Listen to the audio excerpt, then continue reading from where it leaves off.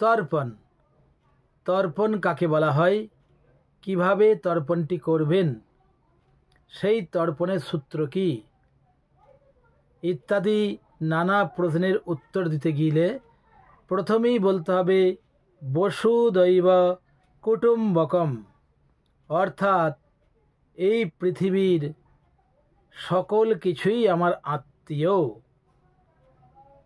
তাহলে কিভাবে আমার এনারা আত্মীয় হলেন, এটি একটা জিজ্ঞাসা চলে আসে যে এনারা আত্মীয় কীভাবে হলেন। আসলে আমাদের আরেকটি কথার সঙ্গে জড়িত আছে, পুনৈরপি জননম পুনৈরপি মরণম পুনৈরপি জননী জঠরে শয়নম, অর্থাৎ যে চক্র সেটি ঘুরছে, সেটি জন্ম মৃত্যুর যে চক্র সেটি ঘুরছে। সেই সূত্র অনুযায়ী 84 লক্ষ যোনি পরিভ্রমণ করে তবে মানুষ সেই মনুষ্য যোনিতে জন্মগ্রহণ করে, তবে সে হয় মানব বা মানুষ।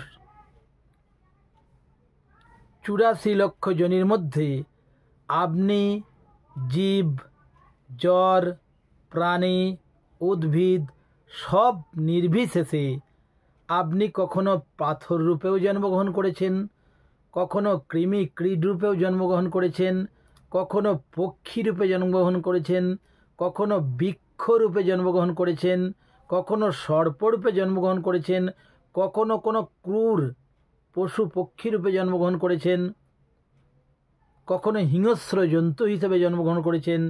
তারপরে পরিভ্রমণ করতে করতে করতে করতে এসে তারপরে আপনি মনুষ্যরূপে জন্মগ্রহণ করেছেন। এটি আমাদের শাস্ত্রের মূল সূত্র।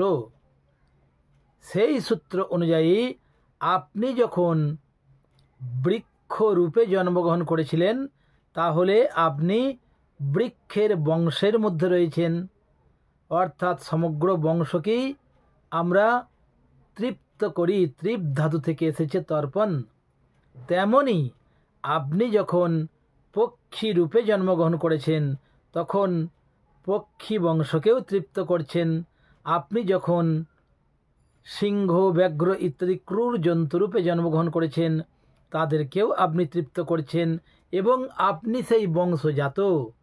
ওই জন্য সমগ্র যে বংশ আছে তার মধ্যেই কিন্তু আমরা পড়ছি, তারপর আসছি মনুষ্যজনিতে। ওই জন্যই বলা হচ্ছে বসুদৈব কুটুম্বকম, অর্থাৎ সকলেই আমার আত্মীয়। যখনই আমি জলটি হাতে নিচ্ছি, যখনই দিচ্ছি, তখনই সকলেই সেই জলের যে ভাগ, সেই স্বভাগ সকলেই পাচ্ছেন। কারণ আমি পূর্বেই বলেছি যে সবরূপেই আমার জন্মগ্রহণ রয়েছে, সেই হেতুই সকলেই জলটি পাচ্ছেন এবং তৃপ্ত হচ্ছেন। শ্রীরামকৃষ্ণ পরমহংসদেব বলছেন, যদি পিতা বিদেশে থাকে, তুমি দেশে রয়েছ, পিতাকে যখন কোনো অর্থ পাঠাবে তখন সেই অর্থে পিতা সেখানে জীবনযাপন করছে, অথচ তুমি সেই অর্থ না পাঠালে পিতা ঠিকমতো জীবনযাপন করতে পারছে না। তুমি অর্থ পাঠালে পিতা জীবনযাপন যখন সুন্দরভাবে করছে, তখন সময় সে দুহাত ভরে আশীর্বাদ করছে। আর যখন তুমি অর্থ পাঠাচ্ছ না, তখন বলছে যে দেখেছো কেমন ছেলে, দেখো বাপ মাকেও দেখে না, অর্থ পাঠায় না। এটি হচ্ছে তর্পণের মূল উদ্দেশ্য। এবং সে তখন সাধারণভাবে সে তখন ধিক্কার জানায়, পুত্রদের যে দেখো আমাকে কিছু দান করলো না। শ্রাদ্ধের 3টি অঙ্গ রয়েছে, 3টি অঙ্গের মধ্যে 1 নম্বরে রয়েছে শ্রাদ্ধায়, যেখানে পূজাদি কর্ম হয় পূর্ব দিকে। তারপরেই রয়েছে সেটি হচ্ছে পিণ্ডদান তৃতীয়, এবং তৃতীয়তে রয়েছে তর্পণ। এই তর্পণ যেমন নিত্যকর্ম, তেমনি আবার নৈমিত্তিক কর্ম।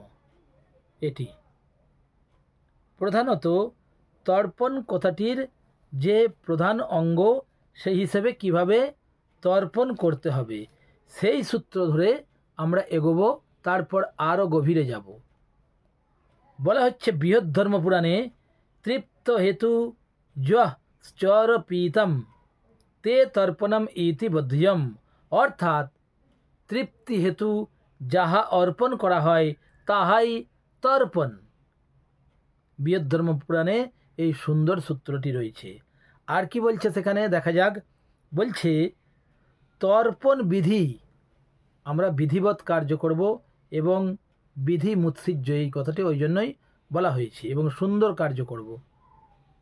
সূত্রটি বলছে তত তর্পয়েদ ব্রহ্মাণং পূর্বং বিষ্ণুং রুদ্রং প্রজাপতিম দেবাং ছন্দাংসি বেদান ঋষিন পুরাণাচার্যান গন্ধর্বা নিতরাচার্যান সংবৎসর চ সাবয়ব্যং দেবীপ ষড়শ দেবান গান্নাগান সাগরান পর্বতান সরিত মনুষ্যান যক্ষান রক্ষাংসি পিশাচানাৎ সুপর্ণান ভূতানি পশুন বনস্পতি ঔষধির্ভূত গ্রাম চতুর্বিদ তৃপ্ততামিতি ওঙ্কারপূর্বং তত